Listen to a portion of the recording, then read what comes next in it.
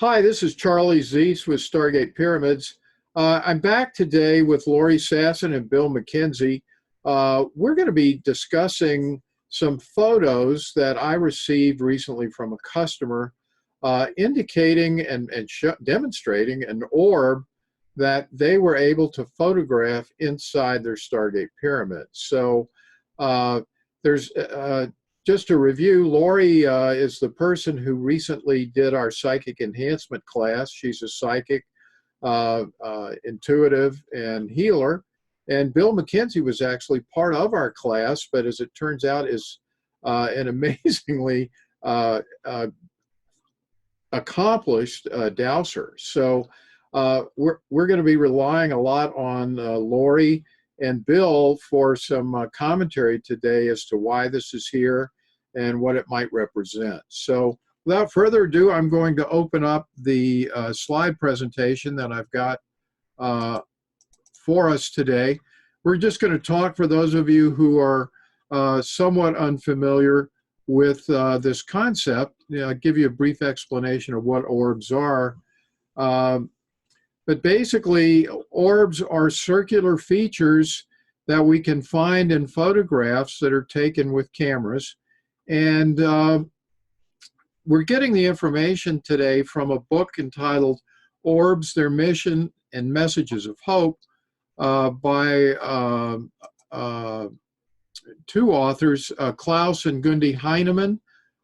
This book was published about 8 or 9 years ago on Hay House. So for those of you who are looking for this, I have not read this book, but it seems to have taken a fairly scientific approach to studying orbs and their characteristics. So I wanted to go over the 6 characteristics that they talk about, and then I'll certainly let Lori and Bill comment after we've done that. But first off, it says that orbs are likely not spirit beings in and by themselves, but emanations from spirit beings. Orbs show up in digital photographs and sometimes even in photos taken with conventional emulsion film cameras. Due to the technology involved, it takes extremely little physical energy for an orb to be recorded in a digital photograph. And orbs appear to take the minute amount of physical energy required for being recorded in digital images from the camera flash. Now, what's interesting, we'll talk about this in a minute, these photos, to my knowledge, did not have a flash attachment with them. So also, to minimize, orbs photograph their energy with laser-like accuracy into the camera rather than into other directions where there is no camera to capture them. And finally, orbs respond to requests to appear in photographs, and that's something we'll talk about as well, and will generally not bother showing up in photographs when they anticipate their presence and will not be noticed. So we'll go on now and show you these photographs that, again, came from one of my customers. This is the original photograph that was sent to me, a little blurry and a little dark, but what I did do was to enhance the photograph with contrast and light dark and other types of enhancements. And so you can see this white ball is the orb that we're speaking about here. That's near the bottom of the pyramid on the right side. And finally, what I've done is to enhance that photograph, or to enlarge it rather, and you can see now that the orb itself, at first I thought maybe it could be a golf ball or something, but you can still see the carpet outlines of the fabric through the orb, so it's clearly not a ping pong ball or a golf ball that's sitting on the floor. So with that as background, I'm going to open this up and let Lori begin to talk about her thoughts on this and orbs in general. And Bill, please feel free to chime in. And Lori, if you want to ask Bill to test for some things through dowsing, please be my guest. Well, I want to first mention, before we got started on this video and our intentions, all 3 of us were about to talk to orbs. I felt the existence of orbs coming into our energy. And this is what's so fascinating about this pyramid, is when your intentions are so positive and optimistic and you put an intention out there, it really attracts what it is you're looking for. So that one significant thing I want to bring up before we talk about this orb, that clearly it is not a reflection of something. It's not a watermark on a camera lens. It's not these things that, yes, a lot of skeptics may have when they're looking at orbs. This is actually a star. And so what's fascinating to me is that this star happened to show up when this customer of yours took a photo. And you know, energetically, you can always, when you're super sensitive, as I am as a psychic, it is very significant to me. It starts doing something to my third eye. It starts doing something to my other energetic fields that I have. So it's just fascinating to me. And now I'll turn it over to Bill. Well, when I first doused this picture, I mean, I got a yes answer that it's actually authentic. And I just was clearly quite amazed, although I have seen other instances and examples of orbs from, other videos and movies and things like that. So I was quite pleased to see this orb show up inside the pyramid. You know, Bill, a question that just came to mind, and Lori, as you know, I asked you before we started this video whether you thought it was necessary for a flash camera or a flash bulb to be used to photograph these, and you said no. Interestingly enough, the book that we were quoting for said that it was generally done that way. Something that came to my mind while we were just filming was questioning whether the additional energy that would make this visible without a flash attachment may have been due to the increased energy field in the pyramid. Now, I don't know. That's an absolute yes, absolutely. Okay. And Bill, is that something you could douse for as well? Yes. Well, and we were speaking about the orbs earlier. What's interesting in the book, it says that sometimes when the intention is that you're about to take a photo, they won't show up. I've had the opposite effect, that when I ask for them to appear because I'm about to take a photo, they will do it for me. So I'm pretty happy that I can do that after you read that, because my thing is, these are spiritual entities that want to be seen or heard or get a message to you. So to me, there's a significance or an importance behind them. Do either of you get any reading as to what the purpose or the meaning that maybe is coming from this orb? Well, I just doused a question where I thought it was interesting that the orb is attached to the person who's, inside the pyramid or near the pyramid. Mm-hmm. And when you doused it, you got what? That it was significant, that it had to pertain to that person. Yes. Yeah, that's I would totally agree with that, Charlie. When we're looking at this pyramid, and yes, I have several people that'll sit within my pyramid because I have classes and I just have them feel the difference between what they feel inside and outside. And so you may find that different orbs appear with different people pertaining to the pyramid. But here, for example, there was a particular imprint that this person had that allowed that orb to stay there. Got it. Bill, are you dousing for something there? So I was asking whether this orb is part of the person's consciousness, consciousness energy, really. Mm-hmm. And I was getting a yes on that. Ah, okay. And I'll talk a little bit about that. I mean, that can take us into, a million different directions. I mean, we could start asking a whole bunch of questions about the consciousness of this individual and what it means maybe for their purpose or for their career or their relationships or anything like that. I mean, we could dive into any of those things. But what we're finding is that there was some activity that this person brought about, and it especially happened because of the pyramid. Wow. Okay. All right.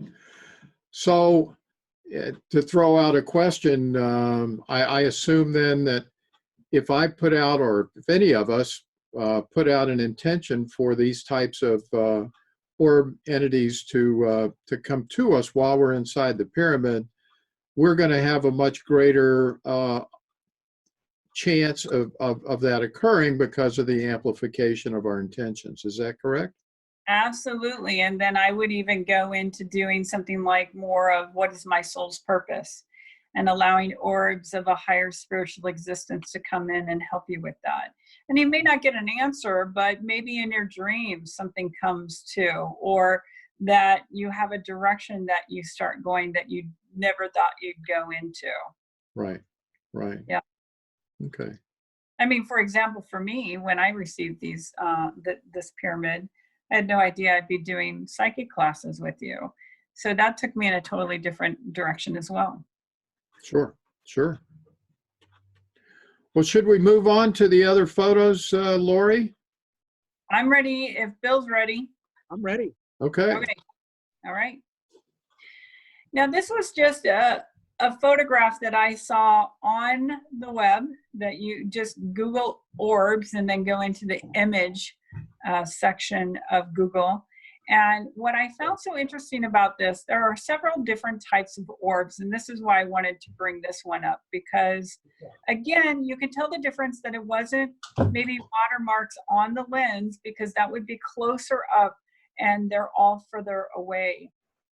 And the things that I was receiving here is that there were star and star particles and star souls. Now, I haven't delved in to find out exactly what those things mean, but to me it was fascinating. Star souls, and then also energies of dreams, of people dreaming and astral traveling. So that was very fascinating to me. Bill, any thoughts? I'm just amazed at this picture. I don't really know what to make of it, but I'll trust Lori's judgment. Okay. Well, and you would have to pick an orb to start dousing. Is that correct? Or could you douse the whole thing to get, It just, again, it just depends on the question. What is it that I'm asking? Okay, so is this an authentic orb photo? Yes. Okay. Are there consciousness of orbs astral traveling? Yes. And to me, I think that's fascinating that I didn't know that before we started this. Charlie, did you? No, I did not. Did you, Bill? No, had no idea. Isn't that the coolest thing? And here's the other thing. I'll go one step further as a psychic. Whenever I get images, like, for example, somebody will tell me someone died and I see it, but I don't see it from their perspective. I see it like I'm in the corner of the room watching it. And I always wonder, where am I going that I can see that perspective? And to me, it's going to be an orb that happened to be there that I can tap into. Does that make sense? Sure. Mm-hmm. Because why wouldn't I see it from their perspective or the person's dying perspective? Right. I almost see it like it's a movie. Interesting. Wow. Yeah. Okay. Should we move on now? We've got one more to analyze here. Yes, and I like this one because, and I'm just gonna put it out there, okay? As a psychic, a medium, and a healer, And I have been in the presence of people that are watching these ghost hunting shows that think they're so awesome and fascinating. But when she was watching it, she literally had to get up and go to the restroom to throw up because she received an energy from the actual filming that they were doing. And a lot of times people don't get that there are some really negative energies out there, and that it can tap into you if your energy is low enough. That's why I always suggest, you know, in the pyramid or in life in general, you want to keep your energy high at a high frequency so you can receive those great experiences and energies coming back to you. And here again, you can tell there's not really anything that could reflect. There's no like glass, there's no chandeliers, no nothing that would create these orbs in this hallway. But what you're finding here, and I'm just going to tell you, there's a demon in the photo, there's ghosts in the photos, there's vortexes, and there's portals in this photo. So just think about all that energy right here in this photo. And the energy doesn't go anywhere. I mean, here's what can happen. And I've seen this before. I've had a photograph of something and cleared it out, and then it changes. But the energy is still strong from this photo, even though it might have been taken 10 years ago. Mm-hmm. Wow. Yeah, I douse that it's an authentic photograph, and that yes, there is a demon in there, and that there's a portal, and that there's positive and negative energy there. Wow. Lori, do you know what this is a photograph of? Is this like I have no idea. Okay. I liked this example because so many of those ghost hunter shows, which I don't watch, I've just seen like advertisements or whatever. Sure. They'll literally go in with these machines and these demonic voices, and I'm like, you have no idea what you're getting yourselves into. And there's a lot of people out there that do, maybe it's ancestry information, and they go to cemeteries and they don't know what they're doing there either, because these entities will come home with you and they'll bring with you the energy that they might have had when they passed. And that's where I come in. That's where I end up clearing people, because they did things like this. Sure. Yeah. Well, I'm going to bring us all back now. I think a question that viewers may have, seeing and hearing this discussion about both positive and negative energies, Lori and Bill, do you have some advice for people in terms of their use of the pyramid and how to make sure that they are attracting positive energies while they're using their pyramids? I'll let you go, Bill. Well, from my perspective, I make it a point to enter the pyramid with a high frequency, and I'm in a good mood, and I find that I really enjoy just sitting here. It's very comfortable. I have a nice comfortable chair, and I've started doing these meditations, and I've found that they're very effective. Mm-hmm. So I'm all for it. It's great. And for me, when I come into the pyramid, again, I can feel my frequency, and then I can feel my pace speed up while I'm in the pyramid. And then I'll think of things that might have happened that I felt like I wish it would have gone a different way, or that something still hasn't happened that I wish it would go that way. And that's the most amazing thing. When I visualize that, it starts happening, and it happens quick.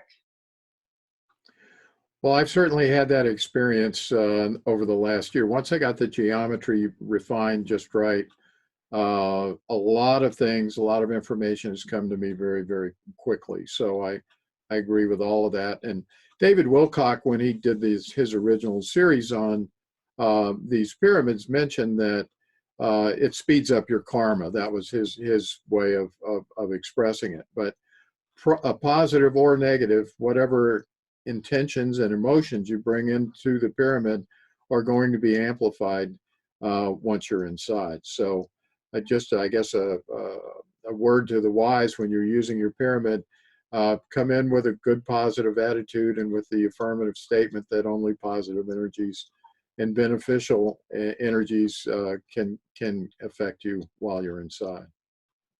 Agreed. So anyway, Lori and Bill, if you have some closing comments, why don't we start with you, Bill?